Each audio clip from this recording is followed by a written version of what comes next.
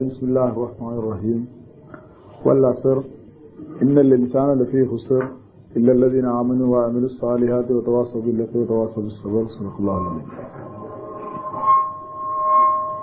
സൂറത്തുൽ അസ്റാണ് അടുത്ത സൂറത്ത്. ഹിജറക്ക് മുമ്പിറങ്ങിയ ചെറിയ സൂറത്തുകളിൽപ്പെട്ട ഒരു സൂറത്ത് കൂടി. അസ്ർ എന്ന വാക്കിന്റെ അർത്ഥം കാലം എന്നാണ്. കാലം അല്ലാഹു പറയുന്നു, വൽ അസ്ർ, കാലം തന്നെയാണ് സത്യം. ഇന്നൽ ഇൻസാന, തീർച്ചയായും മനുഷ്യരൊക്കെ ലഫി ഹുസ്രിൻ, നഷ്ടത്തിലാവുന്നു, നഷ്ടത്തിൽ തന്നെയാവുന്നു. ഇല്ലല്ലദീന ആമനു, വിശ്വസിക്കുകയും വഅമിലു സ്വാലിഹാത്തി, സൽക്കർമ്മങ്ങൾ പ്രവർത്തിക്കുകയും ചെയ്തവരൊഴികെ, ഫതവാസൗ ബിൽ ഹഖ്, സത്യം കൊണ്ട് പരസ്പരം ഉപദേശിക്കുകയും ഫതവാസൗ ബിസ് സബ്ർ, ക്ഷമ കൊണ്ട് പരസ്പരം ഉപദേശിക്കുകയും ചെയ്തവരൊഴികെ. അപ്പോ വളരെ എളുപ്പത്തിൽ ഓർമ്മിക്കാൻ പറ്റുന്ന അധ്യായം, പരിഭാഷ വളരെ പെട്ടെന്ന് മനസ്സിൽ തങ്ങുന്നത്, കാലം തന്നെയാണ് സത്യം, മനുഷ്യരൊക്കെ നഷ്ടത്തിലാവുന്നു. വിശ്വസിക്കുകയും സൽക്കർമ്മങ്ങൾ പ്രവർത്തിക്കുകയും സത്യം കൊണ്ടും ക്ഷമ കൊണ്ടും പരസ്പരം ഉപദേശിക്കുകയും ചെയ്തവർ ഒഴികെ ബാക്കി എല്ലാ ആളുകളും നഷ്ടത്തിലാവുന്നു. നമ്മുടെ കഴിഞ്ഞ 2-3 സൂറത്തുകളായിട്ട് സത്യത്തിന്റെ ഇല്ല, ഇതുവരെ വന്നില്ല. സത്യം പറയുന്ന സ്വഭാവത്തിലുള്ള സുഹൃത്തുക്കൾ വന്നില്ല. ഇവിടെ നിങ്ങോട്ട് പറഞ്ഞു വരുമ്പോൾ ആദ്യ ഭാഗത്താണ് വരുന്നത്. ഖുർആനിൽ പലയിടത്തും കാണുന്ന ഒരു സ്വഭാവമാണ് സത്യം ചെയ്ത് പറയാനുള്ളത്. തുടങ്ങാണ് ഇപ്പോൾ ഇവിടെ നമ്മളിങ്ങനെ വായിച്ചു വരുന്ന ക്രമത്തിൽ. ഇനി മേലോട്ട് പലയിടത്തും കാണാവുന്നതാണ്. അപ്പോൾ പറയുന്ന വിഷയം സ്ഥിരീകരിക്കാനും ഉറപ്പിക്കാനുമാണ് സത്യം ചെയ്ത് പറയാന്നുള്ളത് എല്ലാവർക്കും അറിയാം. അള്ളാഹും അത് തന്നെയാണ് ചെയ്യുന്നത്. നമ്മളൊക്കെ സത്യം ചെയ്യേണ്ടത് അള്ളാഹിനെ പിടിച്ചിട്ടാണ്. അള്ളാഹുവാണ് സത്യം എന്ന് പറഞ്ഞുകൊണ്ടാണ്. അള്ളാഹുവിന് സത്യം ചെയ്യാനുള്ളത് പിന്നെ ആരാണ്? അള്ളാഹിനേക്കാളും വലിയ ഒരാളില്ല. അപ്പോ പിന്നെ അള്ളാഹു സത്യം ചെയ്യാറ് അള്ളാഹുവിന്റെ സൃഷ്ടികളായ പലതിനെയും പിടിച്ചുകൊണ്ടാണ് സത്യം ചെയ്യാറ്. അത് സത്യം ചെയ്യുമ്പോൾ ആ സത്യങ്ങളൊക്കെ തന്നെ ചിന്തിക്കാനും ആലോചിക്കാനും പറ്റുന്ന വിധത്തിലാണ് അള്ളാഹു സത്യം ചെയ്ത വസ്തുക്കളൊക്കെ എടുത്ത് പരിശോധിച്ചാൽ കാണാം. ഓരോ സത്യങ്ങളെടുത്ത് പരിശോധിച്ചിരുന്നാലും ആ സത്യം ചെയ്യാൻ വേണ്ടി അള്ളാഹു ഉപയോഗിച്ചിരിക്കുന്ന വാക്ക്, രാത്രിയാണ് സത്യം, സൂര്യനാണ് സത്യം, ചന്ദ്രനാണ് സത്യം എന്നൊക്കെ പറയുമ്പോൾ അവിടെ എന്താണ് ആ ചന്ദ്രനെ പിടിച്ച് സത്യം ചെയ്യാൻ എന്ന് ചിന്തിക്കാനും ആലോചിക്കാനും വകുപ്പ് കാണും. ഇവിടെ സത്യം ചെയ്യുന്നത് കാലം തന്നെയാണ് സത്യം എന്ന് പറഞ്ഞുകൊണ്ടാണ്. എന്താണ് അള്ളാഹു കാലത്തെ പിടിച്ച് സത്യം ചെയ്യാൻ കാരണം? താഴെ പറയുന്ന വിഷയം എന്താണെന്നറിയോ? ഇന്നൽ ഇൻസാന ലഫീ ഖുസ്ർന, മനുഷ്യരൊക്കെ നഷ്ടത്തിലാണെന്നാ പറയുന്നത്. അപ്പൊ അതിന് സത്യം ചെയ്യാൻ ഉപയോഗിച്ചിരിക്കുന്ന വാക്കോ കാലത്തെ പിടിച്ചുകൊണ്ടു. കാലം ഈ ലോകത്ത് നടക്കുന്ന മനുഷ്യന്റെ ചരിത്രവുമായി ബന്ധപ്പെടുന്ന ആദിമ മനുഷ്യന്റെ മുതൽ അവസാന കാലത്ത് വരാനിരിക്കുന്ന മനുഷ്യന്മാര് വരെയുള്ളവരുടെ ചരിത്രം പരിശോധിച്ചാൽ അതൊക്കെ കാലവുമായി ബന്ധപ്പെട്ടാണ് കിടക്കുന്നത്. ഈ ലോകത്ത് നടക്കുന്ന ഏത് സംഭവങ്ങൾക്കും എന്ത് സംഭവങ്ങൾക്കും കാലവുമായി ബന്ധമുണ്ട്. കാലം കാണാത്ത, കാലം അറിയാത്ത, കാലത്തിന്റെ മുന്നിൽ വെച്ചല്ലാതെ നടത്തപ്പെട്ട ഒരു പ്രവർത്തനവുമില്ലല്ലോ. ഇന്നിപ്പോ നമ്മൾ ചെയ്തുകൊണ്ടിരിക്കുന്നതിന് ഈ കാലം സാക്ഷിയാണ്. ഇന്നലെ നമ്മൾ ചെയ്തതിന്, അല്ലെങ്കിൽ കഴിഞ്ഞ കാലത്ത് മുമ്പ് ജീവിച്ച മനുഷ്യന്മാർ ചെയ്തതിന് ആ കാലം സാക്ഷിയാണ്. ഇനി വരാൻ പോകുന്ന ആളുകൾ ചെയ്യുന്നതിന് ആ കാലം സാക്ഷിയാണ്. നമ്മൾ ആലോചിച്ച് നോക്കൂ അതിന്റെ ഒരു രസം എന്ന് വെച്ചാല് വളരെ ലളിതമായ ഒരു കാര്യമാണ്, എല്ലാവർക്കും അറിയുന്ന കാര്യം. പക്ഷെ അതിങ്ങനെ ചിന്തിച്ചു നോക്കുമ്പോൾ അത്ഭുതം തോന്നുന്നു. എല്ലാറ്റിനും സാക്ഷിയായിട്ട് ആരുണ്ട്? അള്ളുണ്ട്, പിന്നെ കാലമുണ്ട്. അതാത് കാലങ്ങൾ ഇതിന് സാക്ഷിയാണ്. ഈ കാലം അതിന് സാക്ഷിയാണല്ലോ. അപ്പൊ അതുകൊണ്ട് വൽ അസ്ർ, ഈ കാലം തന്നെയാണ് സത്യം. ഈ കഴിഞ്ഞുപോയ കാലങ്ങളാണ്, നിലവിലുള്ള കാലങ്ങളാണ്, വരാൻ പോകുന്ന കാലങ്ങളാണ് സത്യം. ഇന്നൽ ഇൻസാന ലഫീ ഖുസ്ർ. അപ്പോ കാലം കൊണ്ട് സത്യം ചെയ്യാൻ കാരണം കാലം ഇതിന് സാക്ഷിയാവുന്നു എന്നതുകൊണ്ടാവുന്നു. ഇനി എന്താ പറയുന്നത്? ഇൻസാൻ, മനുഷ്യൻ എന്നാണ് വാക്ക്. ഖുസ്ർ എന്ന വാക്ക് ഖുർആൻ ഖുസ്ർ എന്നോ ഖുസ്റാൻ എന്നോ ഖാസിരീൻ എന്നൊക്കെയുള്ള വാക്കുകൾ ഖുർആൻ ഇങ്ങനെ പലയിടത്തും ഉപയോഗിക്കാറുണ്ട്. നഷ്ടം, നഷ്ടം എന്നാണ് ആ വാക്കുകൊണ്ട് ഉദ്ദേശിക്കുന്നത്. നഷ്ടം. ഇന്നൽ ഇൻസാൻ, തീർച്ചയായും മനുഷ്യൻ, ലഫി, തന്നെ എന്നർത്ഥം കിട്ടാനാണ് അല്ല വരുന്നത്. ലഫി ഖുസ്റിൻ, നഷ്ടത്തിൽ തന്നെയാവുന്നു. ലഫി ഖുസ്റിൻ, നഷ്ടത്തിൽ തന്നെയാവുന്നു. അപ്പൊ കച്ചവടത്തിനൊക്കെ നഷ്ടം വരിക, ഒരു ബിസിനസ് ഒക്കെ നഷ്ടം വരിക, അതിനൊക്കെ ഖുർആൻ അറബിയിൽ ഖുസ്ർ എന്ന് പറയും. ഖുസ്ർ. അപ്പോ നഷ്ടം, മനുഷ്യരൊക്കെ നഷ്ടത്തിലാണ്. അപ്പൊ ഇത് ഖുർആൻ ഈ സൂറത്തിൽ പറയുന്ന ആശയം എന്താ? ലോകത്തുള്ള എല്ലാ മനുഷ്യന്മാരെ പറ്റിയും ഖുർആൻ ഒരു കാര്യം പറഞ്ഞു വെക്കുകയാണ്, എല്ലാ പടപ്പുകളും എല്ലാ മനുഷ്യന്മാരും നഷ്ടത്തിൽ തന്നെയാണ്. എന്താണ് ഇവിടെ ഉദ്ദേശിക്കുന്നത് നഷ്ടം? കച്ചവടത്തിന്റെ ലാഭനഷ്ടമല്ല എന്ന് എല്ലാവർക്കും ഉറപ്പാണ്. പിന്നെ ജീവിതത്തെ ആകെ വിലയിരുത്തിയാൽ ഉണ്ടാകുന്ന ജീവിതത്തിന്റെ നഷ്ടമാണ് ഇതുകൊണ്ട് ഉദ്ദേശിക്കുന്നത്, ലഫീ ഹുസർ എന്നുകൊണ്ട് ഉദ്ദേശിക്കുന്നത്. ആ ഭാഗം വിശദീകരിക്കാൻ, നഷ്ടം എന്താണെന്ന് വിശദീകരിക്കാൻ എളുപ്പമുള്ളൊരു പണിയുണ്ട്. ഖുർആൻ നഷ്ടം എന്ന് ഉപയോഗിച്ചുകൊണ്ട് പറഞ്ഞിരിക്കുന്ന ഏതാനും ചില ആയത്തുകൾ ശ്രദ്ധയപ്പെടുത്തിയാൽ അത് മനസ്സിലാവും. സൂറത്തുൽ കഹ്ഫിൽ കാണാം, ഖുൽ നീ പറയുക, ഹൽ നുനബ്ബിയുക്കും ബിൽ അഖ്സരീന അഅ്മാല, പ്രവർത്തനങ്ങളൊക്കെ നഷ്ടമായ ആൾക്കാരെ പറ്റി ഞാൻ നിങ്ങൾക്ക് പറഞ്ഞു തരട്ടെയോ എന്ന് നീ ചോദിക്കുക. അധ്വാനിച്ചിട്ട് അതൊക്കെ നഷ്ടമായ ആൾക്കാരെ പറ്റി ഞാൻ പറഞ്ഞു തരട്ടെയോ? അല്ലദീന, ആരാണവര്? ലല്ല സഅയും ഫിൽ ഹയാത്തി ദുനിയ, ഈ ദുനിയാവിൽ അവർ പ്രവർത്തിച്ച പ്രവർത്തനങ്ങളൊക്കെ പിഴച്ചുപോയി. ലല്ല സഅയും ഫിൽ ഹയാത്തി ദുനിയ വഹും യഹ്സബൂന, അവർ വിചാരിക്കുന്നത് അന്നഹും യുഹ്സിനൂന സുന്ന, ഞങ്ങൾ നല്ലതാണ് പ്രവർത്തിക്കുന്നതെന്നാണ്.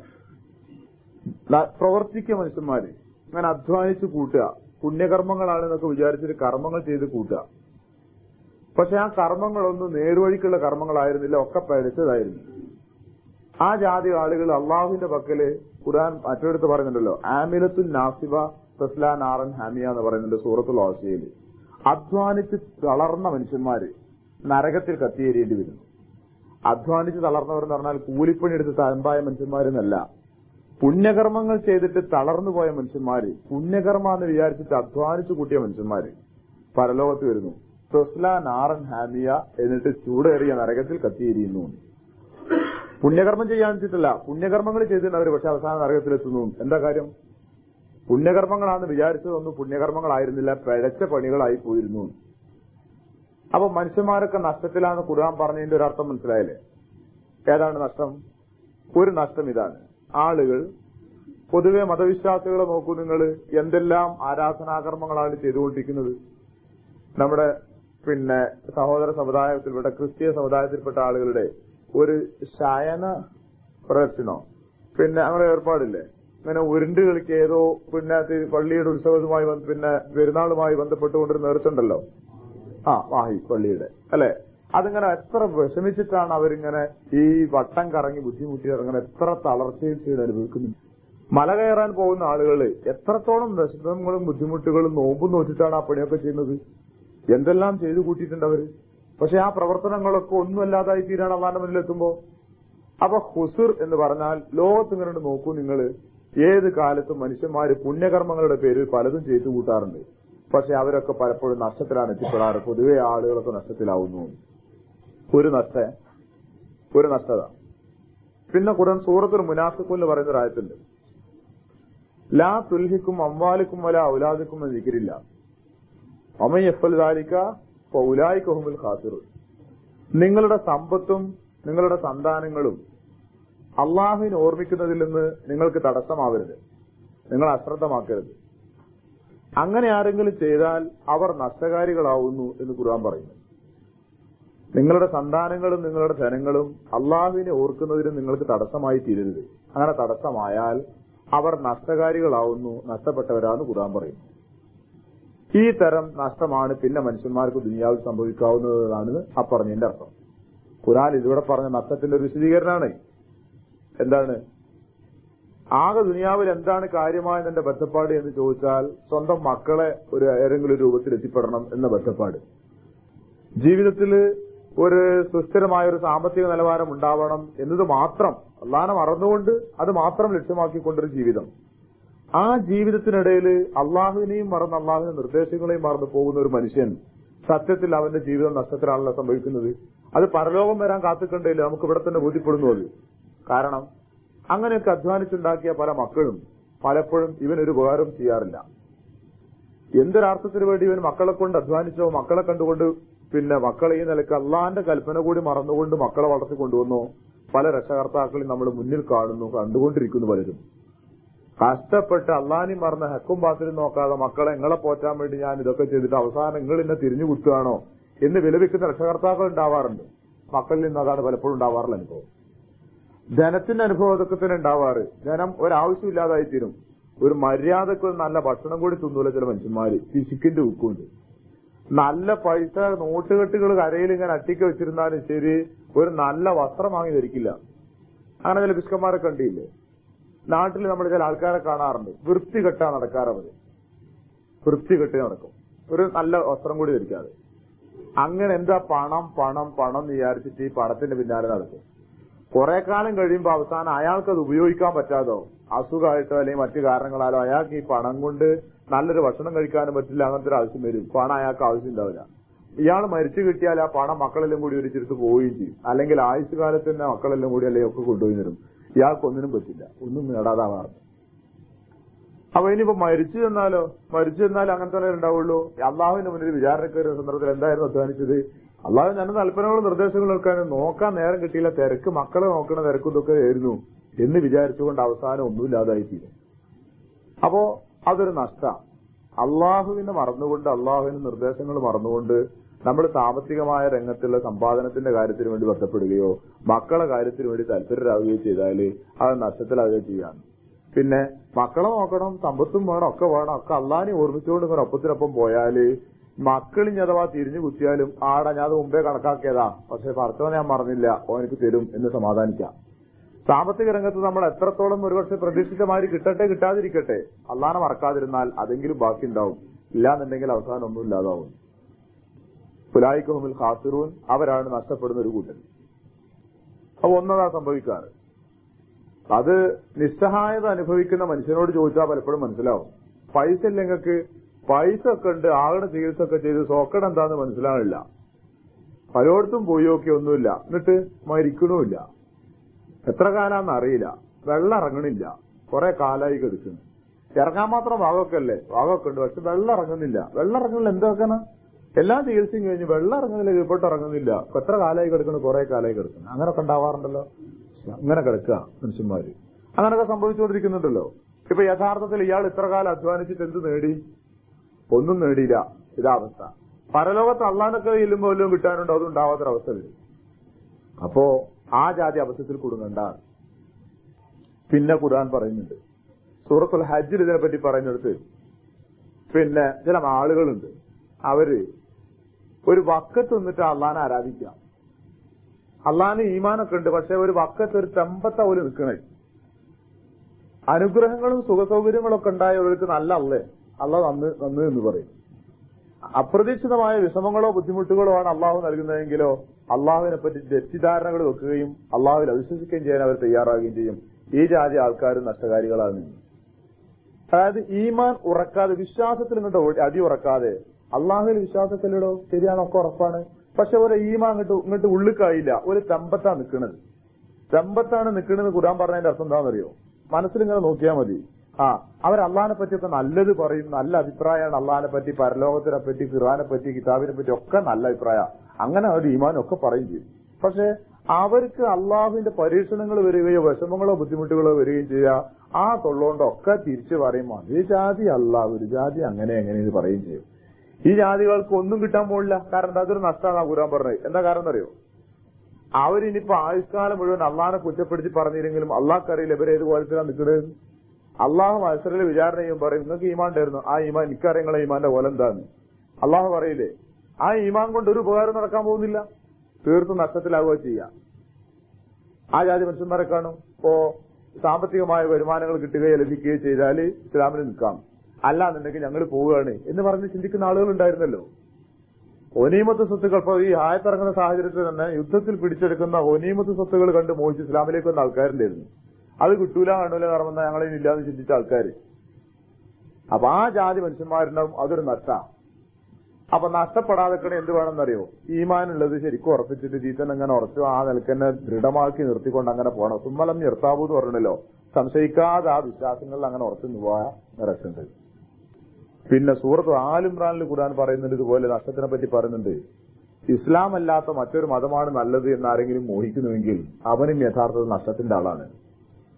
ഇസ്ലാമിനെ മതമായി അംഗീകരിക്കുകയും ഇഷ്ടപ്പെടുകയും ചെയ്ത ആളുകൾ പിന്നെ ഏതെങ്കിലും കുറെ കാര്യങ്ങളിലെങ്കിലും ഇസ്ലാമിന്റേതല്ല നല്ലത്, മറ്റൊന്നാണ് നല്ലത് എന്നാണ് ചിന്തിക്കുന്നത്.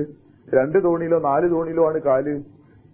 ഇസ്ലാമിന്റെ വിശ്വാസങ്ങളൊക്കെ നന്ന്. പക്ഷേ ഈ വിവാഹമോചന കാര്യത്തിൽ ഇസ്ലാം പറഞ്ഞ നിയമങ്ങൾ അത്ര ശരിയായില്ല. അല്ലെങ്കിൽ അനന്തരാവകാശ നിയമത്തിൽ അള്ളാഹ് പറഞ്ഞ കൽപ്പന അത്ര ശരിയായില്ല. അല്ലെങ്കിൽ അപ്പറഞ്ഞത് ശരിയായില്ല. അല്ലെങ്കിൽ പലിശന്റെ കാര്യത്തിൽ ഖുർആന്റെ നിലപാട് ശരിയായില്ല എന്നൊക്കെയാണോ ധാരണ? എങ്കിൽ കാല് പലയിടത്തുമാണല്ലോ. കുറെ ഇസ്ലാമിലാണ്, കുറെ ഇസ്ലാമിന്റെ പുറത്തുമാണ്. അപ്പൊ ഇവൻ പറയുന്നുണ്ട് ഇവര് ശരിക്കും വായ കൊണ്ട് പറഞ്ഞില്ലെങ്കിലും മനസ്സിലെ അവസ്ഥ എന്താ? ഇസ്ലാം നന്ന് കുറെ ഭാഗത്തൊക്കെ, ഇസ്ലാം ചീത്തന് കുറെ ഭാഗത്തൊക്കെയാണ്. അങ്ങനെ നിങ്ങൾ ഇസ്ലാമിന്റെ അപ്പുറം ചിന്തിക്കണേ, എന്നാ നിങ്ങൾ നഷ്ടത്തിലല്ല കൂട്ടരെ. കാരണം നിങ്ങൾ ഇസ്ലാമിലാന്ന് പറഞ്ഞുകൊണ്ട് ദുനിയാവ് നിങ്ങൾക്ക് സ്വീക്കാൻ വയ്യാതായി. എന്നാ ഇസ്ലാമിന്റെ ഉള്ളിൽ നല്ലോം വരാത്തതുകൊണ്ടോ നിങ്ങൾക്കൊട്ട് പരലോകത്തും കിട്ടാൻ പോകുന്നില്ല, എവിടെയല്ലാതായില്ലേ? ഇതൊരു വലിയ നഷ്ടമാണ്. ഇന്നൽ ഇൻസാന ലഫീ ഖുസ്ർ എന്ന് പറഞ്ഞാൽ ഖുർആൻ പറയുന്ന അർത്ഥം ഇതൊക്കെയാണ്. എന്തൊക്കെ? ചില മനുഷ്യന്മാർ ഈ ദുനിയാവില് പുണ്യകർമ്മങ്ങളാണെന്ന് വിചാരിച്ച് ഒരുപാട് കർമ്മങ്ങൾ ചെയ്തു കൂട്ടും. അത് യഥാർത്ഥത്തിൽ പുണ്യകർമ്മങ്ങളായിരിക്കില്ല. ആ ജാതി ആളുകൾ നഷ്ടത്തിലാണ്. ദുനിയാവ് എന്ന് പറഞ്ഞാൽ മക്കളെ പോറ്റലും പണം സമ്പാദിക്കലാണ് മെയിനായിട്ടുള്ളത്, പ്രധാനമായിട്ടുള്ളത് എന്ന് വിചാരിച്ചിട്ട് അങ്ങനെ ജീവിച്ചു പോകുന്നതാണ് ചില മനുഷ്യന്മാര്. ആ മനുഷ്യന്മാരെ നിങ്ങൾക്ക് അറിയില്ലേ? കുട്ടി എന്തേ മദ്രസയിൽ വരാനെന്ന് വെച്ചാൽ അയാൾ പറയുന്ന ഒരു ഉത്തരം ഞാൻ പറഞ്ഞുതരാം. കുട്ടിക്ക് സ്കൂളിൽ പഠിക്കണം, പിന്നെ ട്യൂഷൻ ഉണ്ട് വൈകുന്നേരം, അതിന് പോകണം, പിന്നെ കുട്ടിക്ക് വേറെ കുറെ കാര്യങ്ങൾ, കുട്ടിക്ക് സ്പോർട്സ് ഉണ്ട് അതിന് പോകേണ്ടതുണ്ട്, പിന്നെ കുട്ടിക്ക് കരാട്ടെ പഠിക്കണം, പിന്നെ കുട്ടി മദ്രസയിലും വരണം. അപ്പൊ പിന്നെ ഒഴിവാക്കാൻ നല്ലത് ഏതാന്ന് വെച്ചപ്പോ വിചാരിച്ചപ്പോ മദ്രസയിൽ വരലാണ് ഒഴിവാക്കാൻ നല്ലത്. അതുകൊണ്ട് മദ്രസയിൽ വരവ് നിർത്തിയും. ഇത് പറയുന്ന രക്ഷകർത്താവ് ജീവിച്ചിരിക്കുന്നുണ്ട്. അടുത്ത കുറച്ച് മാസങ്ങൾക്ക് മുമ്പ് കേട്ടൊരു വാചകമാണ്.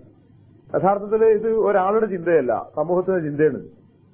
ഇയാള് സത്യത്തിൽ ഈ കുട്ടിയുടെ എല്ലാം ചിന്തിക്കുന്നുണ്ട്. സത്യത്തിൽ ആ കുട്ടിക്ക് വിദ്യാഭ്യാസം, നല്ല വിദ്യാഭ്യാസം വേണം ചിന്തിക്കുന്നുണ്ട്, ആരോഗ്യം വേണം ചിന്തിക്കുന്നുണ്ട്, കുട്ടി ഉയർന്നു വരണം ചിന്തിക്കുന്നുണ്ട്, ഒക്കെ ചിന്തിക്കുന്നുണ്ട്. എന്നിട്ട് അയാൾ കുറെ കുട്ടിക്ക് ഭാരം കൂടിയപ്പോൾ ഒഴിവാക്കാൻ കണ്ട ഏതാണെന്നറിയോ? കരാട്ടെ ഒഴിവാക്കാൻ പറ്റില്ല, ട്യൂഷൻ ഒഴിവാക്കാൻ പറ്റില്ല, സ്കൂളിൽ പോണ ഒഴിവാക്കാൻ പറ്റില്ല, ബാക്കിയൊന്നും ഒഴിവാക്കാൻ പറ്റില്ല. ഒഴിവാക്കാൻ പറ്റില്ല, മദ്രസയിൽ പോക്കാടതോടെ നിർത്തി ഞാൻ കുട്ടിയെ പറഞ്ഞയക്കുന്നില്ല. ഈ ജാതി ആളുകൾ യഥാർത്ഥത്തിൽ ഈ നഷ്ടത്തിന്റെ ആൾക്കാർ തന്നെയുള്ളൂ. അങ്ങനെ ചിന്തിക്കുന്ന കുറെ ആളുകളുണ്ട്. മക്കളെ ഈ കോലത്തിൽ ഇങ്ങനെയെല്ലാം കൂടി ചിന്തിക്കുന്നില്ലേ? അതാണ് മക്കളോ എന്ന് വിചാരിച്ച് ഇങ്ങനെ ഓടി നടക്കണ മനുഷ്യന്മാര് കാണാം.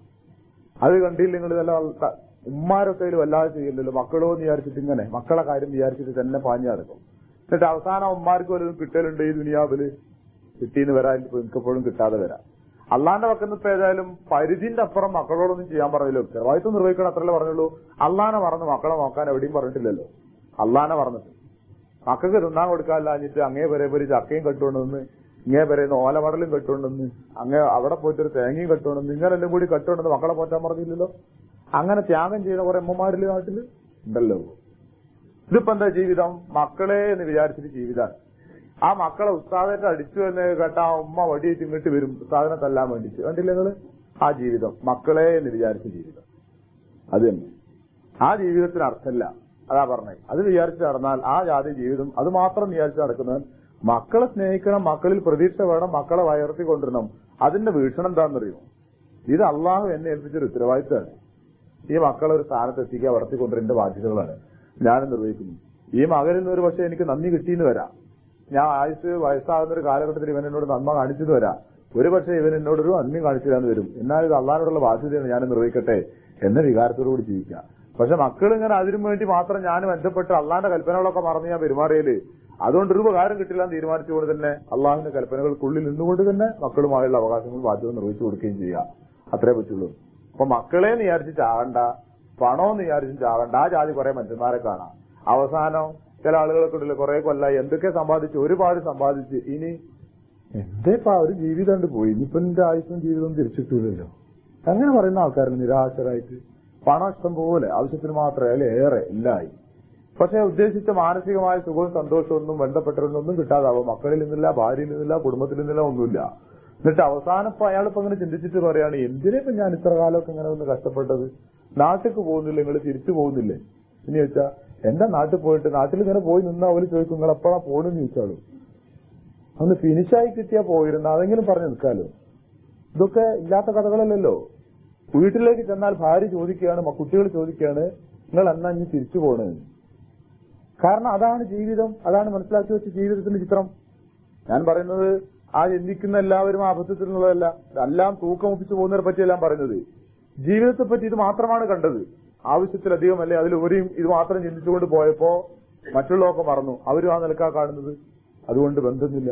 അപ്പൊ ഇനിയിപ്പോ ഫിനിഷാക്കുന്നല്ലോ, നിശാപ്പ് എന്താ ചെയ്യാ? അങ്ങനെയും പോയി നോക്കാം. ഇനി അങ്ങനെ ആയാലും ഞാൻ എന്ത് ചെയ്യാനാ എന്ന് പറയുന്ന ആളുകൾ. അപ്പൊ അതൊക്കെ എല്ലാത്തിനും ഒരു ലിമിറ്റ് വെച്ചിട്ടുണ്ടല്ലോ. ആ ലിമിറ്റിൽ അങ്ങനെ നിന്നോട് പോയി നോക്കൂ, വിഷയം വരില്ല. അപ്പോ സമ്പത്ത് മക്കൾ അതിന്റെ കാര്യത്തിൽ ബേജാറായിട്ട് നടന്ന നഷ്ടത്തിലാണ്. പിന്നെങ്ങനെ ജീവിക്കുമ്പോൾ ഇസ്ലാമോ അല്ലാത്തൊരു മതാണ് നല്ലതെന്ന് ഇപ്പൊ ഇങ്ങനെ ജീവിച്ചാൽ നഷ്ടത്തിലാ നമുക്ക് ഉറപ്പാണ്, മുസ്ലിങ്ങൾ നഷ്ടത്തിലാന്ന് ഉറപ്പാ. ഇസ്ലാമിന്റെ ഉള്ളിൽ നിന്നിട്ട് തന്നെ അപ്പുറത്ത് നോക്കുന്നത് അതൊക്കെ നല്ലത്, അവിടെ നല്ലതെന്ന് വിചാരിച്ചാൽ അതും നഷ്ടത്തിലാണ്. പിന്നെ അള്ളാഹിനെ പറ്റിയൊക്കെയുള്ള പ്രതീക്ഷ വിട്ടിട്ട് അള്ളാഹു സുഖം നൽകിയ നല്ല പടച്ചവനും വിഷമങ്ങൾ ഇറങ്ങാറുണ്ടാക്കി എന്തിന് പടച്ചവൻ എന്നോട് ഇങ്ങനെ ചെയ്തു എന്ന വികാരമാണെങ്കിൽ അതും നഷ്ടത്തിലാണ്. അപ്പൊ ഇന്നൽ ഇൻസാന ലഫീ ഖുസ്ർ എന്ന് പറഞ്ഞാൽ ഈ ജാതി മനുഷ്യന്മാരൊക്കെ നഷ്ടത്തിലാണ്. നഷ്ടം ഉദ്ദേശിച്ചാൽ ജീവിതമാകെ കണക്ക് കൂട്ടിയുമ്പോൾ നഷ്ടത്തിലാണ്. അതെങ്ങനെ നഷ്ടം ലാഭം ബോധ്യപ്പെടല് നാക്കാലികളോട് ജീവിക്കുന്നുണ്ട്. ഒരു നാക്കാലിനോട് സംസാരിക്കാൻ സാധിച്ചാൽ അവരോട് ചോദിച്ചാൽ എന്താ ജീവിതത്തെ പറ്റി ചോദിച്ചാൽ മിക്കവാറും പറയല്ലോ സുഖമാണെന്ന് ഒരു സാധാരണ നാക്കാലി ഉത്തരം പറയാനുണ്ടാവുക. സങ്കല്പിക്കുക, എന്താണ് സുഖം പറയാനുള്ളത്? ഒന്നുമില്ല, അത്യാവശ്യം ആഹാരം തിന്നാൻ കിട്ടുന്നുണ്ട്. അതിന്റെ ആഹാരം പുല്ലോ അല്ലെങ്കിൽ നല്ല നല്ല കാലിത്തീറ്റകളോ എന്താന്ന് വിചാരിച്ചാൽ തിന്നാൻ കിട്ടുന്നുണ്ട്. പിന്നെ ഒരു സുഖം വേണ്ടത് എവിടെയെങ്കിലും ഒരു ആലയിൽ ഒരു സത്താണിൽ സുരക്ഷിതമായ ഒരു സ്ഥലത്ത് അന്തി ഉറങ്ങാൻ അല്ലെങ്കിൽ വിശ്രമിക്കാൻ സാധിക്കാന്നല്ല, അത് യഥാർത്ഥ ശരിക്ക് അന്തി ഉറങ്ങാൻ സാധിക്കുന്നുണ്ട്. പിന്നെ വേണ്ടത് പ്രത്യുൽപാദനം ലൈംഗിക ജീവിതമാണ്, അതും ഏതാണ്ട് ഭേദപ്പെട്ട നിലക്ക് നടക്കുന്നുണ്ട്. പിന്നെ സന്താനങ്ങളും അങ്ങനെ ഒരു ജീവിതമാണ്, അതും നടക്കുന്നുണ്ട്. പിന്നെ ഞാനിങ്ങനെ ജീവിക്കുന്നു, സുഭിക്ഷാണല്ലോ, സന്തോഷമാണല്ലോ. പിന്നെ ഈ ഒരു ദിവസം മരിക്കും, ഞാനോട് പോവാ അള്ള എന്നോട് മണ്ണാവാൻ പറയും ചെയ്യും, കഴിഞ്ഞല്ലോ. അതുപോലെ അതിന്റെ അടുത്തൊരു മനുഷ്യനെ നിർത്തിക്കോളൂ. എന്നിട്ട് അയാളോട് ചോദിച്ചു എന്താ ജീവിതം? ഒന്നുമില്ല, ഭക്ഷണമൊക്കെ കഴിക്കുന്നത് സുഖമാണ്, മക്കളുണ്ട്, ബാക്കിയെല്ലാം ഉണ്ട്. പിന്നെ അള്ള അങ്ങനെ ഒരു പ്രശ്നം ഞാൻ ബുദ്ധിമുട്ടിക്കല്ല, ആ ജാതി ഒരു വശം ഞാൻ ചിന്തിക്കല്ല. മരിച്ചു പോയതിന് ശേഷം അള്ള അതിനോട് മണ്ണാവാൻ പറയും, എന്നോട് നരകത്ത് പോകാനും പറയും. ലഫീ ഖുസ്ർ, ഇതാണ് ആ ഖുസ്ർ. അതായത് ഒരു മൃഗത്തിന്റെ ഒരു നാക്കാലിയുടെ ജീവിതത്തെക്കാൾ ഏറെ ഇയാൾ ഒന്നുമല്ല രൂപത്തിലല്ലാതെ എന്ന് പറയുന്ന അവസ്ഥ ആ ജാതികൾ നഷ്ടത്തിലാവുന്നു. ആ ജാതി ജീവിതത്തിന്റെ ആളുകൾ, ആ ജാതി സ്വഭാവത്തിന്റെ ആളുകൾ നഷ്ടത്തിലാവുന്നു. ലഫീ ഖുസ്ർ എന്ന് പറഞ്ഞാൽ അത് ശരിക്ക് നമ്മളിങ്ങനെ നോക്കിയാൽ, ഈ ആഴ്ചയായിട്ട് ഇങ്ങനെ നടന്നാൽ, ചില ആൾക്കാരടുത്ത് ഇങ്ങനെ ചെന്നിട്ട് ഇങ്ങനെ ഓതിയാൽ വളരെ ശരിയാവും. വൽ അസ്ർ ഇന്നൽ ഇൻസാന ലഫീ ഖുസ്ർ, ഇവൻ ഏതായാലും നഷ്ടത്തിൽ തന്നെയാണ് നമുക്ക് പറയാൻ പറ്റും. ചില ആൾക്കാരെ പറ്റി നമുക്ക് പറയാൻ പറ്റും, കാര്യമായിട്ട് ഇങ്ങനെ ഇരിക്കുന്ന ചില ആളുകളെ പറ്റി. അതൊക്കെ കാണണോ? നിങ്ങൾ ബോംബെയില് പിന്നെ ചില പ്രത്യേക തെരുവുകളില്ലേ, ഏത് വൃത്തികെട്ട സ്ത്രീകളുടെ തെരുവുകളല്ല ഞാൻ പറയുന്നത്, വേറെ ചില മാർക്കറ്റിലും മറ്റും മാത്രമുള്ള തെരുവുകളില് പോയാല് രണ്ട് കൂട്ടുകാരിങ്ങനെ ഇരുന്നിട്ട് ഒരു മുണ്ടോട് ഇങ്ങനെ രണ്ടാളും മൂടി പോതിച്ചിട്ട് ഇങ്ങനെ ഇരിക്കുന്നതാണ്, സമാധിയിൽ ഇരിക്കുന്ന മാതിരി. അവരുടെ കയ്യില് മറ്റേ പിന്നെ ലഹരി സാധനല്ലേ അതിന്റെ പിന്നെ ഇത് കാണും, അതിങ്ങനെ കത്തിച്ചിട്ട് ഒരു ചെറിയ ഇതിലാക്കി കത്തിച്ചിട്ട് അവരുടെ രസമാണ് കാണാൻ, എങ്ങനെ നോക്കിക്കാൻ. അതിങ്ങനെ അവർ രണ്ടാളും കൂടി അതിങ്ങനെ ഒരാൾ ഇങ്ങനെ വലിച്ചു മറ്റേ ആൾ ഇങ്ങനെ വലിച്ചതിന് ശേഷം ഒരുത്തൻ ഇങ്ങനെ അങ്ങോട്ട് ഉറങ്ങുന്നതാണ്, തല അങ്ങോട്ട് താത്തിച്ച്. പിന്നെ അതിൽ ആ മറ്റവന് അതേമാതിരി. എന്നിട്ട് രണ്ടാളും കൂടി മൂടിപ്പോച്ച് ഇങ്ങനെ ഇരുത്താ മനുഷ്യന്മാര്. എന്തെല്ലാം ചെയ്യാൻ പറ്റുന്ന മനുഷ്യന്മാരെന്നറിയോ? പക്ഷെ ഓലെ കൊണ്ടൊന്നും ചെയ്യാൻ പറ്റും. ഒരുത്തനോ? അങ്ങനെ കുറെ ആളുകൾ ആ മാർക്കറ്റിന്റെ ആ ഭാഗങ്ങൾ ഇങ്ങനെ പല ഭാഗത്തുണ്ടല്ലോ ഇങ്ങനെ സെറ്റായിട്ടിരിക്കുന്നത്. നിങ്ങൾ അവിടെ ഈ ആയത്ത് നോക്കൂ, ഇന്നല്ലേ ഇൻസാന ലഫീ ഖുസ്ർ, ഇവർക്ക് ദുനിയാവ് കിട്ടിയോ? അവർക്കൊന്നുമില്ലെങ്കിൽ അങ്ങനെയാണെങ്കിൽ ഈ കൊള്ളക്കാരും അക്രമികളുമായ ആളുകൾ ചെയ്തിരുന്ന പോലെ ഒരു ജീവിതം നയിച്ചാൽ അതിനെങ്കിലും ഒരു മാന്യത ഉണ്ട്. ഇതൊക്കെ അധ്വാനിച്ച് ഒരു തരം എന്തെങ്കിലുമൊക്കെ ചെയ്തിട്ടെങ്ങനെ അതിനോൽക്ക് പറ്റിയില്ല. ആകെ കിട്ടിയത് കറുപ്പോ കഞ്ചാവാണ്, അത് വലിച്ചിരുന്നു. ദുനിയാവിലെ സുഖാദാസത്യത്തില് ഒന്നുമില്ല, അങ്ങനെ ഇരുന്ന് കഴിച്ചു കിട്ടി, ദുനിയാവ് കഴിഞ്ഞു. ആഖിറത്തിലൊൽക്കായി ഇരുത്തിയിരിക്കുക വേറെ സ്ഥലത്ത്, അതും പോയി. നമുക്ക് ആ ആയത്തോടെ അർത്ഥം മനസ്സിലാവും. ലഫീ ഖുസ്ർ, മനുഷ്യർ പൊതുവെ നഷ്ടത്തിലാവുന്നു. നഷ്ടം എന്ന് പറഞ്ഞാൽ ജീവിതമാകാൻ നഷ്ടത്തിലായി തീരാണ്. ബാക്കി ആരാണ് ഇന്ന് ഒഴിവുള്ളത്? ഇല്ലല്ലദീന ആമനു, വിശ്വസിച്ചവരൊഴികെ. അമിലു സാലിഹാത്തി, അമിലു അവർ പ്രവർത്തിക്കുന്നു, സാലിഹാത്തി സൽക്കർമ്മങ്ങൾ നല്ല പ്രവർത്തനങ്ങൾ പ്രവർത്തിക്കുകയും ചെയ്യുന്നു, വിശ്വസിക്കുകയും സൽപ്രവർത്തനങ്ങൾ ചെയ്യുകയും ചെയ്തവരൊഴികെ. അപ്പൊ നഷ്ടത്തിൽ പെടുന്നു. ഖുർആൻ അള്ളാഹു ഇവിടെ ചെയ്യണമെന്താണെന്നറിയോ? ഒരു പ്രസ്താവന നടത്താണ്, കാലാണ് സത്യം, ഈ കാലമാണ് സത്യം, എല്ലാ മനുഷ്യരും നഷ്ടത്തിലാണ്. അള്ളാഹു അതിനോട് പറയുമ്പോ നമ്മൾ ലോകത്തിന്റെ മുന്നിൽ അള്ളാഹു ഒരു തത്വം പറയാം, മനുഷ്യരെ നിങ്ങൾ അറിയണം, ഈ കാലം ഇത്രയും കാലം കണ്ടുകൊണ്ടിരിക്കുന്നവനാണ് ഞാൻ ആ കാലത്തെ ആണയിട്ടുകൊണ്ട് പറയട്ടെ, മനുഷ്യർ പൊതുവെ നോക്കിയാൽ അവസാനം നഷ്ടത്തിലാണ് എത്തിപ്പെടാറ്. ഭൂരിഭാഗം ആളുകളും ജീവിതം അവസാനം എടുത്തു നോക്കിയാൽ ആകത്ത് പോയി നോക്കി എന്താ ഇപ്പം ജീവിതം എന്ന് ചോദിച്ചാൽ നഷ്ടത്തിലാണ്. ഞാൻ നേരത്തെ ഒരു ഉദാഹരണം പറഞ്ഞു, മറ്റൊന്നുകൂടി ചിന്തിച്ചു നോക്കൂ. മുമ്പൊരിക്കൽ പറഞ്ഞ പോലെ ഒരു 60 വയസ്സ് വരെ ജീവിച്ച ഒരു മനുഷ്യനോട്, അല്ലെങ്കിൽ 100 വയസ്സ് 70 വയസ്സ് വരെ ജീവിച്ച മനുഷ്യരോട് എന്തിനാ നമ്മളോടൊക്കെ തന്നെ ഒന്ന് ചിന്തിച്ചു നോക്കുക, പിന്നോട്ടൊന്ന് തിരിഞ്ഞു നോക്കുക. നമ്മുടെ ജീവിതത്തിന്റെ പിൽക്കാലത്തേക്കൊന്ന് തിരിഞ്ഞു നോക്കൂ. എന്തേ നമ്മൾ ജീവിച്ചത്? എന്താ ജീവിതത്തിൽ ബാക്കിയുള്ളത്? കരച്ചിൽ വരുന്നില്ലേ? പോയല്ലോ. പക്ഷെ എന്തേ ഇപ്പൊ കഴിഞ്ഞുകൂടിയത്? എന്നിട്ട് പിന്നോട്ട് ആ 30 കൊല്ലത്തെ പിന്നോട്ട് തിരിഞ്ഞു നോക്കിയാൽ 30 കൊല്ലം തന്നെ കാണില്ല, ഒരു പുകയാണ് ആകെ. എന്തോ 30 കൊല്ലം 40 കൊല്ലം എന്ത് അതിൽ കുട്ടിക്കാലത്ത് എന്തൊക്കെയോ ചില പ്രത്യേക സംഭവങ്ങൾ മാത്രം ഓർമ്മയിലുണ്ട്, ബാക്കിയൊക്കെ പോയി. ഉറങ്ങി കുറെ സമയം, അധിക സമയം നമ്മൾ ഉറങ്ങിക്കഴിഞ്ഞു, പകുതിയിലധികം സമയം ആയുസ്സിൽ ഉറങ്ങിക്കഴിഞ്ഞു. ചിന്തിക്കാൻ കഴിഞ്ഞ ശേഷം തന്നെ അങ്ങനെ സംഭവിച്ചു. കുറെ തിന്ന്, കുറെ വസ്ത്രങ്ങൾ എടുത്തിട്ട്, കുറെ വർത്തമാനം പറഞ്ഞിട്ട് പിന്നെന്തൊക്കെയോ കുറെ സുഖങ്ങള്. പക്ഷെ എന്നിട്ട് എന്താണ്? ഒന്നും ബാക്കിയില്ല. ഒന്നും ബാക്കിയില്ലാത്തൊരവസ്ഥ. എന്താപ്പുള്ള ജീവിതത്തിൽ എന്താ ഇപ്പൊ എത്ര കാലം കൊണ്ട് കഴിഞ്ഞത് എന്നൊരവസ്ഥ. നമ്മളതല്ലോ. നമ്മളെ സംബന്ധിച്ചിടത്തോളം പറയാനുണ്ട്, അത്രയും കഴിഞ്ഞ കാലത്തിനിടയ്ക്ക് അള്ളാഹുവിന്റെ കുറെ നിർദ്ദേശങ്ങൾ നാം പാലിക്കുകയും ചെയ്യുകയും ചെയ്തിട്ടുണ്ട് എന്ന് പറയാനുണ്ട് നമുക്ക് കൂട്ടത്തിൽ. പൊതുവെ തിരിഞ്ഞു നോക്കിയാൽ അവസ്ഥ എന്താ? ഒന്നുമില്ലാത്ത അവസ്ഥ. അപ്പൊ ഈ ഒരു അവസ്ഥയാണ് പൊതുവെ മനുഷ്യന്മാർക്ക് ഉണ്ടാവുക. ഇതാണ് ഇപ്പൊ അള്ളാഹു ആദ്യം പറഞ്ഞത്. ബാക്കി ആ നഷ്ടം വരാതിരിക്കാൻ എന്ത് വേണം? 4 കാര്യങ്ങൾ ചെയ്യണമെന്ന് ഖുർആൻ പറയുന്നു. 1 വിശ്വാസം, 2 സൽക്കർമ്മങ്ങൾ, 3 തവാസോ ബിൽ ഹഖീന. ഹക്ക് സത്യമാണ്. സാധാരണ പറയാനുള്ള ഹക്കും ബാത്തിൽ എന്നൊക്കെ പറയാനുള്ള ഹക്ക് സത്യം. തവാസ എന്ന് പറഞ്ഞാൽ പരസ്പരം ഉപദേശിക്കുക, അന്യോന്യം ഉപദേശിക്കുക. തവാസോ ബിൽ ഹഖി, പരസ്പരം സത്യം കൊണ്ട് ഉപദേശിക്കുന്നവർ ഒഴിവാണ് ചെയ്യുന്നത്. ഇപ്പൊ തവാസോ പിന്നെ പരസ്പരം ഉപദേശിക്കുന്നു ബി സ്വബിരി. സബർ ഇവിടെ അറബി നാട്ടിലായതുകൊണ്ട് പൊതുവെ ആ വാക്കും പരിചയം ഉണ്ടാവും. സബർ, ഇസ്ബിർ, സബർ എന്നൊക്കെ പറയാറുണ്ടല്ലോ. ക്ഷമിക്കുക. അപ്പൊ ക്ഷമ കൊണ്ട് പരസ്പരം ഉപദേശിക്കുക, സത്യം കൊണ്ട് പരസ്പരം ഉപദേശിക്കുക, വിശ്വസിക്കുക, നല്ല പ്രവർത്തനങ്ങൾ ചെയ്യുക. ഈ 4 കാര്യങ്ങൾ ചെയ്ത ആൾക്കാർ നഷ്ടപ്പെടൂല.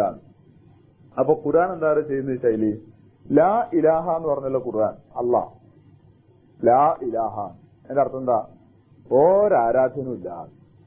ആരാധ്യനൊന്നുമില്ലേ? ഒന്നുമില്ല. ഒക്കെ ഉണ്ട് ഒഴിവാക്കി കളി. ഇല്ലല്ല അല്ല വെച്ച് അതേ ശൈലിയ. ഇന്നൽ ഇൻസാൻ ലഫീ ഖുസ്ർ, മനുഷ്യരൊക്കെ നഷ്ടത്തിലാ. അപ്പൊ ഇക്കഴിഞ്ഞ മനുഷ്യന്മാരൊക്കെ നഷ്ടത്തിലായിരുന്നു. എല്ലാരും നഷ്ടത്തിലാ. ആരെ ഒഴിവുണ്ടോ? ഈ 4 പണി ചെയ്യുന്നവരൊരു അതേ ശൈലി അവിടെ ഉപയോഗിക്കുന്നു. ആകെ അടച്ചാണ് നിഷേധിക്കാൻ ആദ്യം. ഒറ്റ കുട്ടിയും രക്ഷപ്പെട്ടിട്ടില്ല, എല്ലാവരും നഷ്ടത്തിലാണ്. അപ്പൊ നഷ്ടപ്പെടണ്ടേ എന്നൊരു ചോദ്യമുണ്ട്. ഒരു ഇലാഹ് വേണ്ടേ എന്നൊരു ചോദ്യമുണ്ട്. അപ്പൊ ഉത്തരം പറഞ്ഞു ഒരാൾ അള്ള മാത്രം. അതുപോലെ രക്ഷപ്പെടണ്ടേ എന്നൊരു മനസ്സിലൊരു ചോദ്യമുണ്ട്. ആ ചോദ്യത്തിന് അള്ള ഉത്തരം പറയാൻ 4 കാര്യങ്ങൾ. ഇത് വിശദീകരിക്കാനല്ല, വളരെ കുറഞ്ഞ് നമുക്ക് കാരണം എന്താ പറയുന്ന 4 കാര്യങ്ങൾ എന്തൊക്കെ വേണം? വിശ്വസിക്കണം, ഈമാൻ വേണം, നല്ല പ്രവർത്തനങ്ങൾ പ്രവർത്തിക്കണം, പരസ്പരം നല്ല കാര്യങ്ങൾ ഉപദേശിക്കണം, സത്യം ഉപദേശിക്കണം, പരസ്പരം ക്ഷമിക്കാൻ വേണ്ടി ഉപദേശിക്കുകയും വേണം. അപ്പൊ ഇത് പഠിച്ചവരാണ് ഈമാൻ വേണം എന്നാ രക്ഷപ്പെടാം. അപ്പൊ ഈ 4 കാര്യങ്ങൾ ചെയ്യാൻ സന്നദ്ധരായാൽ രക്ഷപ്പെടാവുന്നതാണ്. എന്താണത് ഈമാൻ? അതിപ്പോ എന്താ ഈമാൻ കാര്യങ്ങൾ? ആകെ 6 അള്ളാഹുവിൽ വിശ്വസിക്കണം, മലക്കളിൽ വിശ്വസിക്കണം, ഗ്രന്ഥങ്ങളിൽ വിശ്വസിക്കണം, നബിമാരിൽ വിശ്വസിക്കണം, പിന്നെ പരലോകത്തിൽ വിശ്വസിക്കണം, നന്മ തിന്മകൾ അള്ളാഹുവിൽ നിന്നുള്ളതാൾ വിശ്വസിക്കണം. 6 കാര്യങ്ങൾ കഴിഞ്ഞല്ലോ. അപ്പൊ പിന്നെ അത് കഴിഞ്ഞു. അഅ്മാലു സാലിഹാത്തോ? ഇങ്ങനെ എളുപ്പം തീരുമോ? ഇത് തീരൂല. ഇവിടെയാണ് പ്രശ്നം. ഈ സൂറത്തിനെ സംബന്ധിച്ച് ഹദീസുകൾ കാണുന്ന ഒരു അതെന്താണെന്നറിയോ? സഹാബികൾ ഈ സൂറത്ത് ഇറങ്ങിയതിനു ശേഷം പരസ്പരം കണ്ടുമുട്ടുമ്പോ ഇതൊരു തരം ഒരു വസീയത്തായി പരസ്പരം പറഞ്ഞു പോവാറുണ്ടായിരുന്നു. എന്നുവെച്ചാൽ ആദ്യകാലത്ത് മക്കയിൽ അവർ ജീവിക്കുന്ന കാലഘട്ടത്തിലെ ഈ സൂറത്ത് ഇറങ്ങുന്നത്. പരസ്പരം കണ്ടുമുട്ടുമ്പോൾ സലാം ആക്കിയതിനു ശേഷം, സലാം പറഞ്ഞതിനു ശേഷം അല്ലസർ എന്ന് പരസ്പരം പറഞ്ഞിട്ടാ പിരിഞ്ഞു പോകാറുണ്ട്. പിന്നെ എല്ലാരും നഷ്ടത്തിലാണ്, ഈ കാലം സത്യമാണ്, വിശ്വസിക്കണം, നല്ലത് ചെയ്യണം, പരസ്പരം ഉപദേശിക്കണം, നമ്മൾ നന്മ കൊണ്ട് ക്ഷമിക്കാൻ അവരോട് പറഞ്ഞണം. ശരി, എനിക്കത് ഓർമ്മയുണ്ട്, നമ്മൾ പോവല്ലേ. ഈ ഒരു ഇതുണ്ടായിരുന്നു. കാരണം എന്താ അറിയോ? ഇത് ഇത്തിരി ഗൗരവത്തിൽ ഒരു വാചകമായതുകൊണ്ട് ഇത്തിരി വാക്കുകളേ ഉള്ളൂ, പക്ഷെ ആകെ ആശയം ഉൾക്കൊള്ളുന്നതുകൊണ്ടാണ് അവർ പരസ്പരം പറയാനുള്ളത്. അവർക്ക് അതിന്റെ ആശയം മനസ്സിലായി. ഈമാൻ എന്ന് പറയാൻ എളുപ്പമാണ്, പക്ഷെ ഈമാൻ കാര്യങ്ങൾ എന്ന് പറഞ്ഞ 6 എണ്ണാനും എളുപ്പമാണ്. ശരി, പ്രധാനമായ ഈമാൻ കാര്യങ്ങൾ ഈ 6 തന്നെ. പക്ഷെ അത് വളരെ വിപുലമാണ്. കാരണം എന്താണ് ഈമാൻ? അള്ളാഹുവിലുള്ള വിശ്വാസം. എന്താണ് അള്ളാഹുവിലുള്ള വിശ്വാസം? അത് വിശദീകരിക്കുകയും മനസ്സിലാക്കുകയും വേണം. നമുക്കില്ല ഈ സൂറത്ത് കേൾക്കുമ്പോഴൊക്കെ നമ്മളൊക്കെ ഇപ്പൊ ഏതായാലും ഇതിനോട് പെട്ടുന്നൊരു സമാധാനം അതത്ര എളുപ്പപ്പെടൂല. കാരണം ഈമാന് 70 ചില്ലാനും ശാഖയാണ് എന്ന് നബി സല്ലല്ലാഹു അലൈഹി വസല്ലം പറഞ്ഞല്ലോ. എന്താ ഈ 70 ചില്ലാനും ശാഖയാന്നൊക്കെ? ഈ 70ന്റെ ഗുണിതം സാധാരണ അറബിയിൽ കൂടുതൽ എന്ന അർത്ഥത്തിൽ ഉപയോഗിക്കുന്നതാണ്. അപ്പൊ 70 എണ്ണം എന്ന കണക്കിനല്ല, വളരെ കൂടുതൽ ഭാഗങ്ങളുണ്ട് അതിന് എന്ന് പറഞ്ഞു. മേലുണ്ട്, താഴെ തട്ടുണ്ട് എന്ന് പറഞ്ഞു, കൂടും കുറയും എന്നൊക്കെ പറഞ്ഞു. എന്താ അതിന്റെ അർത്ഥം? ഒരാൾ അള്ളാഹു ഉണ്ട്, അവൻ ഏകനാണ് എന്ന് മനസ്സിലായ അത്രയും ഈമാനായി. അള്ളാഹിനെ പറ്റി ഖുർആനിൽ പറഞ്ഞ ഓരോരോ കാര്യങ്ങൾ മനസ്സിലാക്കുന്നിടത്തോളം അത്രത്തോളം അവന്റെ ഈമാൻ കൂടിക്കൊണ്ടിരിക്കുന്നു. അതൊക്കെ അംഗീകരിക്കുന്നിടത്തോളം അള്ളാഹുവിനെ പറ്റി അള്ളാഹു ഉപയോഗിച്ച പദങ്ങളിലെ പ്രയോഗത്തിന്റെ ധ്വനിയടക്കം സൂക്ഷ്മമായി മനസ്സിലാക്കുമ്പോഴോ അതിനനുസരിച്ച് അയാൾ ഈമാനുള്ളവനായി മാറുന്നു. അള്ളാഹിലുള്ള വിശ്വാസം അങ്ങനെ കൂടിക്കൂടി വരുന്നു. അതിനർത്ഥം സംഭവങ്ങളും കാര്യങ്ങളും കാണുമ്പോൾ അതൊക്കെ അള്ളാഹുമായി ബന്ധപ്പെടുത്തി അള്ളാഹുവിന്റെ കഴിവുകളെക്കുറിച്ച് മനസ്സിലാക്കി ചിന്തിച്ചുകൊണ്ട് പോകുന്നൊരുത്തന് അള്ളാഹിലുള്ള വിശ്വാസം കൂടുന്നു. അവിടേക്കൊന്നും ചിന്തിക്കാതെ അള്ളാഹു ഉണ്ട്, ഏകനാണ്, അവന് കഴിവുള്ളവനാണെന്ന് മാത്രം വിശ്വസിച്ചാൽ അത്ര ഈമാൻ. അപ്പൊ ഈമാൻ എന്ന് പറയുന്നത് ഇങ്ങനെ കൂടിക്കൂടി വരികയും കുറഞ്ഞു വരികയും ചെയ്യുന്ന ഒരു സംഗതിയാണെന്നാണ് നബി സല്ലല്ലാഹു അലൈഹി വസല്ലം പറഞ്ഞത്. ആയത്തുകൾ അവതരിച്ചാല് ആ ആയത്തുകൾ വായിച്ചു പഠിക്കുമ്പോ, കേൾക്കുമ്പോ, മനസ്സിലാക്കുമ്പോ ഈമാൻ വർദ്ധിക്കുന്ന ആളുകളുണ്ട്, കുറയുന്ന ആളുകളുണ്ട് എന്ന് ഖുർആൻ പറയുന്നു. ആ രണ്ടു തരത്തിലെ ആളുകളുണ്ടാവും. അപ്പൊ ഈമാൻ വർദ്ധിക്കുക, വർധന ഉണ്ടാവുക, അത് അങ്ങനെ വർദ്ധിച്ചുകൊണ്ടിരിക്കും. എങ്ങനെയാണ് അതിന്റെ വർധനവ്? അത് മനസ്സിലാണ്.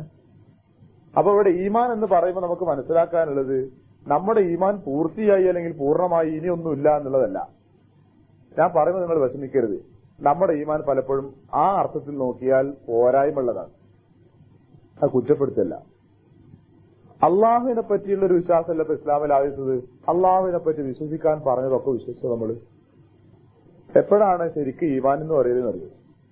അള്ളാഹുവിനെ പറ്റിയുള്ള ഈമാൻ എന്ന് പറഞ്ഞാൽ അള്ളാഹുവിനെ പറ്റി എന്തൊക്കെ ഈമാൻ കൊള്ളണമെന്ന് വിശ്വസിക്കണമെന്ന് ഖുർആൻ പറഞ്ഞോ, നബി പറഞ്ഞോ, അതൊക്കെ വിശ്വസിക്കുക. എന്തൊക്കെ വിശ്വസിക്കരുതെന്ന് പറഞ്ഞോ അതൊന്നും വിശ്വസിക്കാതിരിക്കുക. ഇത് രണ്ടും കൂടി കൂടുമ്പോഴാണല്ലോ ഈമാൻ പൂർത്തിയാവുക. അപ്പോഴേ പൂർണ്ണാവുള്ളൂ. അപ്പോഴാണ് അതിന്റെ ഈമാൻ പൂർണ്ണാവുക എന്ന് പറഞ്ഞാൽ നമ്മളൊക്കെ ഈമാൻ അപൂർണമായ ഇതിലേക്ക് പോകുന്നില്ല. ഈമാന്റെ മറ്റേ വർധനവ് ആ അർത്ഥത്തിലുള്ള പൂർണ്ണതയിലേക്ക് എത്തിപ്പെടുകയുള്ളൂ. അതെപ്പോഴാണ്? അത് ഖുർആനെ കുറിച്ച് മനസ്സിലാക്കുകയും ഖുർആനുമായി ബന്ധപ്പെടുകയും ചെയ്യുമ്പോഴാണ് ഇതിന്റെ ഈമാൻ ഉണ്ടാവുക. അള്ളാന്റെ തൗഫീഖിന്റെ പിന്നാലെ വേണം താനിട്ടോ. വെറുതെ പഠിച്ചതുകൊണ്ട് മാത്രമൊന്നും ആവില്ല ആ ഈമാൻ ഉണ്ടായിത്തീരുക. അതായത് അറിയുകയും മനസ്സിലാക്കുകയും ചെയ്യുന്നിടത്തോളം അത് കൂടിക്കൂടി വരും. അപ്പൊ ഈമാൻ എന്ന് പറഞ്ഞാൽ ഇത്രയേ ഉള്ളൂ ഒരു വാക്ക്. എന്ത് കാര്യത്തെപ്പറ്റി ഈമാൻ എന്ന് പറഞ്ഞാൽ അവിടെ മനസ്സിലാക്കാനുള്ളത് ഖുർആനിലും ഹദീസിലും ഒരു കാര്യത്തെപ്പറ്റി എന്തൊക്കെ വിശ്വസിക്കണം എന്ന് പറഞ്ഞോ അതൊക്കെ വിശ്വസിക്കുക. അതിലില്ലാത്തത് ഒന്നും വിശ്വസിക്കാതിരിക്കുക. രണ്ടും വേണം.